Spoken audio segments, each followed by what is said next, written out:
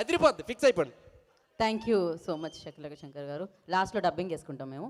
And ఇప్పుడు సత్యం రాజేష్ గారిని మాట్లాడాల్సిందిగా కోరుకుంటున్నాము. పొలిమేర, అవును సత్యం రాజేష్ గారు కాదు, పొలిమేర టు రాజేష్ ఇప్పుడు నుంచి. Yeah,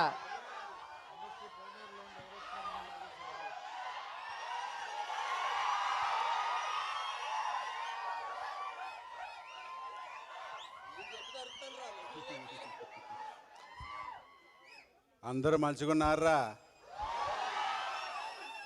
thank you so much అందరికీ, మీ అభిమానానికి, మీ ప్రేమకి, మీడియా సభ్యులందరికీ, మీడియా మిత్రులందరికీ నా నమస్కారం. గీతాంజలి 2,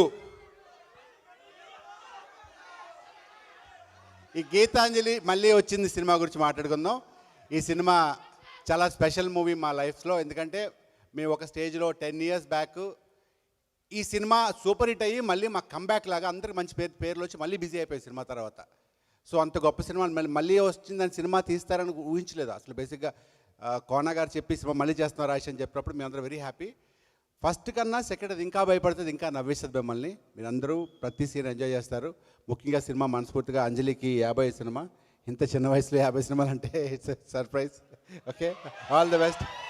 ఇలాగే ఇంకొక 10 yearsలో అంజలి ఇంకొక 50, 60, 100 సినిమాలు చేయాలని మనస్ఫూర్తిగా కోరుకుంటున్నాను. అలాగే కోనా గారికి ఈ సినిమా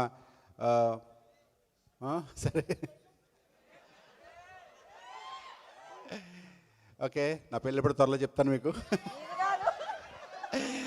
ఈ సినిమాలో కోనా గారు మళ్ళీ పెళ్లి గురించి కాదు,